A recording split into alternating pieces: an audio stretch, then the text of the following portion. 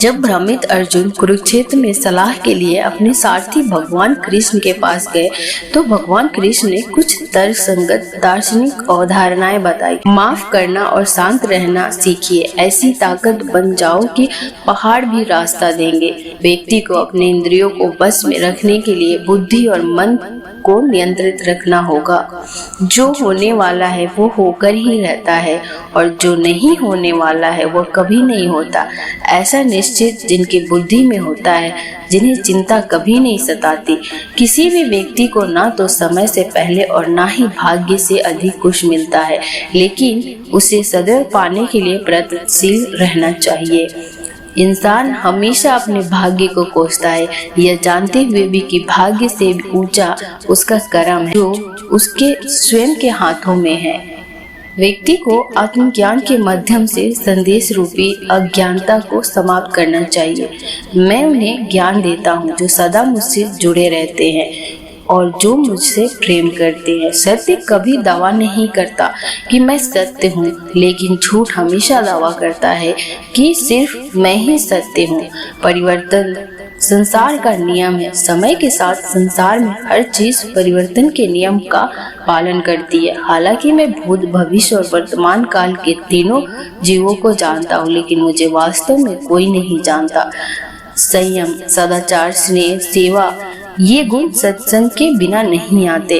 मनुष्य जिस रूप में ईश्वर को याद करता है, ईश्वर भी उसी रूप में दर्शन देते हैं। अपने कर्तव्य का पालन करना ही प्राकृतिक द्वारा निर्धारित किया हुआ है। सज्जन व्यक्ति को सदैव अच्छा व्यवहार करना चाहिए, क्योंकि इन्हीं के पद चिन्हों पर सामान्य व्यक्ति अपने रास्ते चुनता है। बुद्धिमान को अपनी चेतना को एकजुट करना चाहिए और फल के लिए इच्छा छोड़ देना चाहिए। मन अवश्य चंचल होता है, लेकिन उसे अभ्यास और वैराग्य के माध्यम से बस में लाया जा सकता है। जीवन में कभी गुस्सा, क्रोध न करे, यह आपके जीवन को ध्वस्त कर देगा। हे पार्थ, मैंने और तुमने अपने कर्तव्य को निभाने के लिए धरती पर कई अवतार लिए, लेकिन मुझे याद है और तुम्हें नहीं।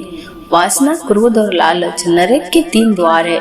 जो मनुष्य जिस देवता की विश्वास के साथ भक्ति करता है, मैं उस व्यक्ति को उसी देवता में दृढ़ता बढ़ा देता हूँ। सभी काम छोड़कर बस भगवान में पूर्ण रूप से समर्पित हो जाओ, मैं तुम्हें सभी पापों से मुक्त कर दूंगा।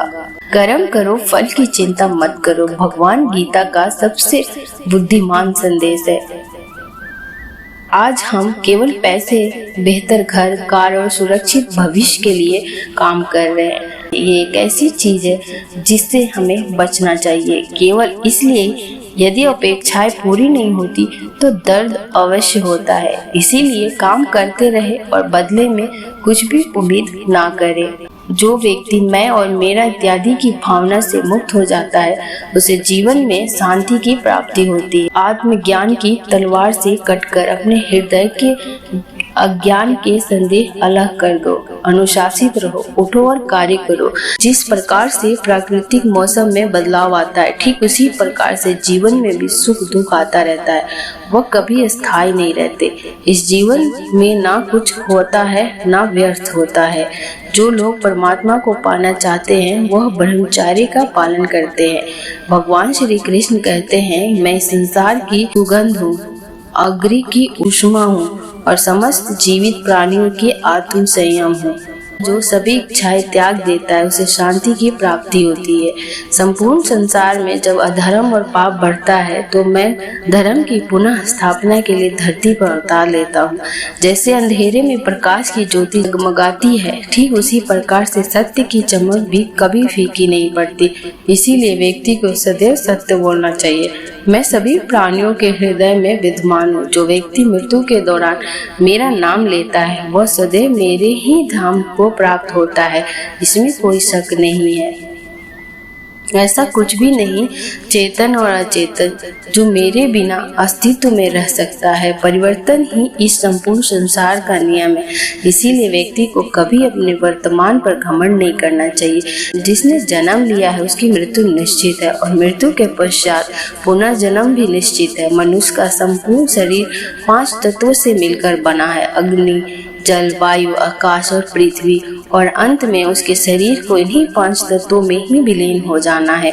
व्यक्ति को अपने आप को सदैव ईश्वर को समर्पित कर देना चाहिए, तभी वह दुखों, चिंता और परेशानियों से मुक्त रह सकता है। प्रत्येक बुद्धिमान व्यक्ति को क्रोध और लोभ त्याग देना चाहिए, क्योंकि इससे आत्मा का पतन होता है। तुम बिना किसी कारण के चिंता करते हो और बेवजह ही घबराते हो। तुम तो आत्मा हो जिसे ना तो कोई मार सकता है और ना ही जला सकता है। यह जीवन की सच्चाई है जिसे प्रत्येक व्यक्ति को जानना चाहिए। ना तो यह शरीर तुम्हारा है और ना ही तुम इस शरीर के मालिक हो।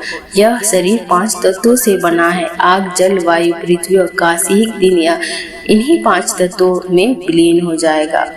उम्मीद करते हैं कि भगवान श्री कृष्ण द्वारा बताई गई गीता के उपदेश आपको अच्छे लगे हों।